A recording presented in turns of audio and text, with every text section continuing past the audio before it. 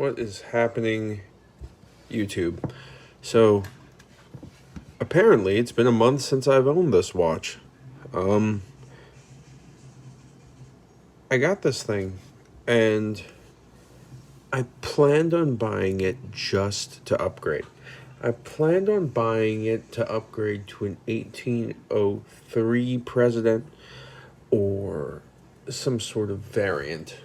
And, um, that hasn't happened yet.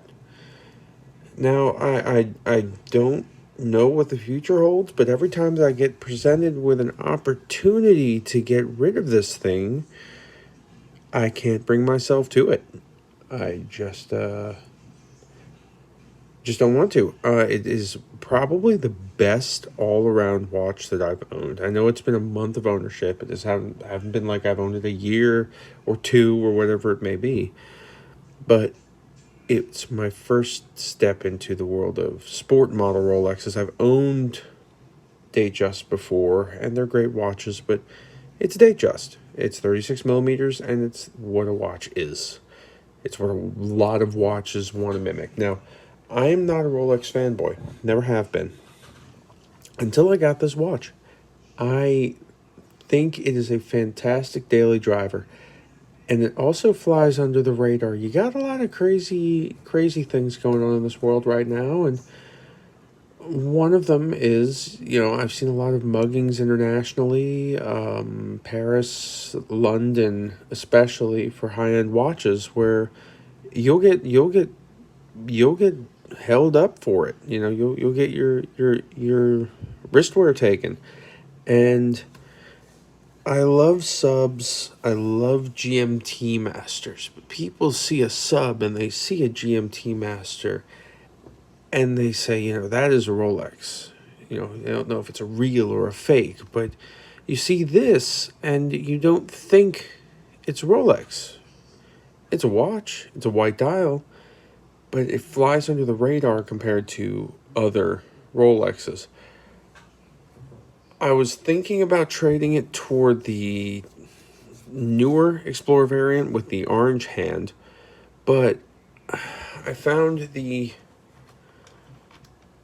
to be a little big for me. I'm used to wearing large watches, and the size of the newer model, is 42, and I believe that these have a lot of potential as far as growth and becoming sort of a darling in the vintage Rolex world.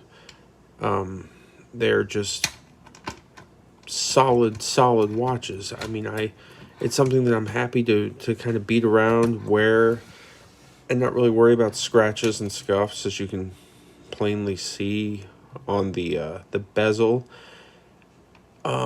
At this point in time, I picked this watch up for $5,500 US.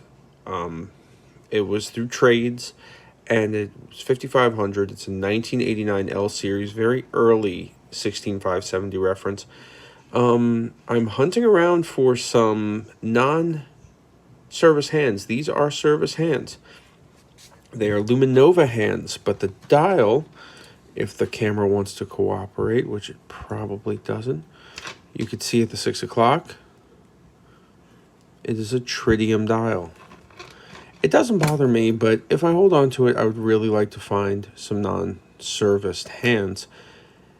So if you have a lead on it, drop the comments or message me for a reasonable price. I don't want to mortgage my house.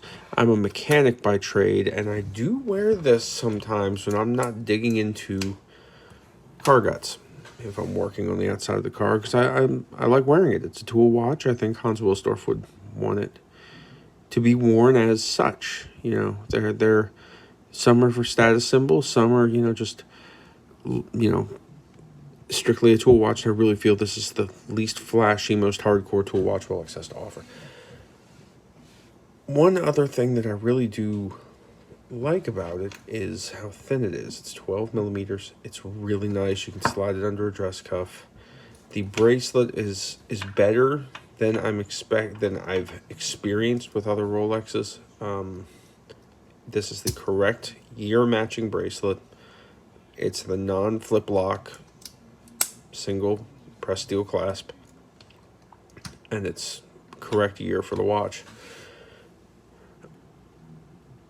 I was thinking of trading it, but every time I go for it, like I said, it just stays. It stays with me. And I think it can really be a solid future collectible. A lot of people are touting that right now. The Rolex market is pretty damn solid, even in this era of Corona. I've collected for 20 years. I collected a lot of watches that a lot of people don't really look at. Weird stuff, off brands, odd brands, very high end. The quality is heads and shoulders above this. I mean, I owned a Roger Dubois that I paid $3,500 for. The retailed for almost $20K. But Rolex seems to always hover in that happy little middle area. I also like Rolex for the other reason that you can sell it whenever you want. You really can. You can sell it anywhere. You can get money for it anywhere because everyone knows the name. So it's kind of cool to have. You can wear it and you will usually never lose money on it, especially if you bought it right. Even with the service hands on this, I'm very safe in the market for this. That it's really been just a fantastic timepiece so far, and I'm looking forward to a long time with it. But I think the future is bright for these Explorer 2s. I think that they're balanced. The white dial I like a lot too because it is really great with legibility with the black accents. And all of that's in white gold too. It's funny how Rolex will put those dial accents, the hands and the indices, all in white gold. And they're coating it in black. You won't know. It's just kind of a neat thing. So I've collected for a long time. I knew that these would be watches that I could get into money-wise for at the lower end of the sport models, and I needed a date. I was going to trade this maybe for a two-tone bluesy sub, or what I'm calling the blurple sub, which is the bluesy with the purple dial fade, and of course add cash. But there's something telling me to hold off on that and to just stick with this and rock it. And if I find some tritium factory hands that don't cost me a small fortune, then I'll buy them and put them on. Or I can use this as a daily wear. I suspect that the original hands on this, the lume fell out of. Don't ask me why. I think that's what happened. I've seen it happen a lot. And the reason why I like the hands on it now is my watchmaker, who I use for everything that I have, Michael's MRM Horologist on Instagram, is a phenomenal watchmaker. He's the best in the business, in my opinion. He can seal tritium from the back. No one knows it's there. It keeps it safe. It doesn't hurt the watch. It doesn't devalue anything, and it can make it more of a daily and be safe that you won't knock that lume out of the hands. But that's what I would do before I even put them on the dial. It's the 89 tritiums are the last, or the start of the newer ones after the 16 555s, I think. 16555. But it's been a month. I still love the watch. I still love putting it on every morning. I still love taking it off before I go to bed and doing everything I can with it. But just figure I'd give a little bit of a 1 month review. I'll probably do a 6 month if I still have it. I have a big watch show coming up in November, and those are always detrimental to usually my watch and my wallet. But again, thanks for watching, and have a great day.